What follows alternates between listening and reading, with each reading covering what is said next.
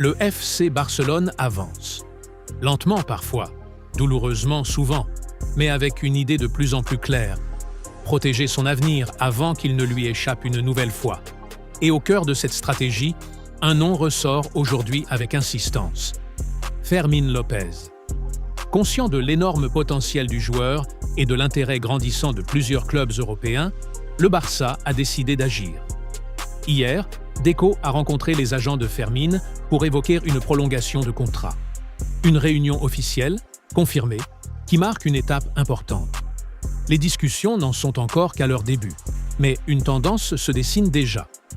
Le club souhaite prolonger Fermín de 2 années supplémentaires, au-delà de son contrat actuel, avec une revalorisation salariale significative. Une décision logique, presque évidente, pour un joueur qui a gagné sa place à la force du travail, de l'intensité et du caractère. Le Barça ne veut plus revivre les erreurs du passé. Cette fois, le message est clair.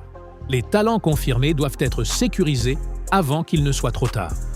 Dans cette même logique, Juan Hernández s'apprête lui aussi à prolonger son contrat pour plusieurs saisons supplémentaires, avec une augmentation de salaire. Le club lui accorde une confiance totale et le considère comme un pari stratégique pour l'avenir. Cet intérêt s'est renforcé après le départ de Dro. En interne, Juan Hernández est vu comme le profil idéal pour reprendre ce rôle. Un choix qui illustre une volonté claire, miser sur la formation et sur les jeunes du club plutôt que chercher des solutions temporaires à l'extérieur. Encore faudra-t-il leur donner du temps de jeu réel, car au Barça, les promesses sans continuité ont trop souvent freiné des carrières. Dans un registre plus discret, mais tout aussi intéressant, le club a recruté Youssouf Rassoul Ndiaye, attaquant de 18 ans en provenance du Terrassa FC. Auteur de 22 buts la saison dernière, il intégrera l'équipe réserve. Un recrutement intelligent, peu coûteux, basé sur la performance et le potentiel. Pas de pression immédiate, mais une opportunité réelle de progression dans un environnement exigeant. Ce genre de profil, le Barça devra en trouver encore beaucoup s'il veut reconstruire durablement. Du côté des départs temporaires, Dani Rodríguez est en négociation avancée avec le Dinamo Zagreb pour un prêt jusqu'à la fin de la saison.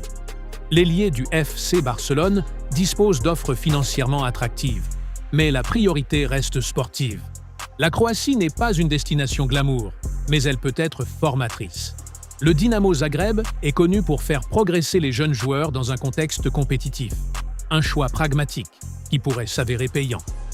Concernant Marc Casado, l'Atlético Madrid s'est renseigné sur sa situation par l'intermédiaire de Jorge Mendes. Mais la réponse est claire, nette, sans ambiguïté. La porte est fermée jusqu'à l'été. Le joueur souhaite rester à Barcelone, continuer sa progression et repousser toute discussion à la fin de la saison. Une décision mature qui montre une réelle volonté de s'imposer au Barça, malgré la concurrence. Et c'est exactement ce type de mentalité que le club doit préserver. Le dossier le plus sensible reste celui de Dro. Le Paris Saint-Germain négocie directement avec le FC Barcelone pour finaliser son arrivée, sans activer la clause libératoire. La position du Barça est ferme, soit les 6 millions d'euros de la clause, soit un accord à l'amiable autour de 10 millions. Paris a accepté ces conditions, et un accord final est désormais imminent. Sur le plan sportif, le départ de Dro soulève des questions. Sur le plan économique, il se comprend. Mais cette répétition de vente précoce soulève une vraie question. Le Barça saura-t-il enfin retenir ces jeunes talents au moment clé de leur développement? Enfin, un sujet qui provoque une colère profonde au sein du vestiaire. Autour du centre d'entraînement, certains individus se présentant comme des supporters utilisent désormais des lunettes connectées pour filmer les signatures des joueurs, les certifier, puis les revendre à des prix pouvant atteindre 800 €. Une pratique choquante, une dérive grave, et surtout, une trahison de l'esprit du football. Les joueurs sont excédés. Lamine Yamal a pris une décision radicale. Plus d'autographes. Désormais, uniquement des photos. Sa signature est même devenue un produit officiellement commercialisé, afin de couper court à cette exploitation abusive. C'est triste d'en arriver là. Car ce sont les vrais supporters qui paient le prix des abus d'une minorité opportuniste. Le lien entre le Barça et ses fans a toujours été sacré. Aujourd'hui, il est fragilisé. Reste maintenant à transformer ces décisions en résultats sportifs. Parce qu'au Barça, plus que partout ailleurs, le temps n'est jamais un luxe. Visca el Barça.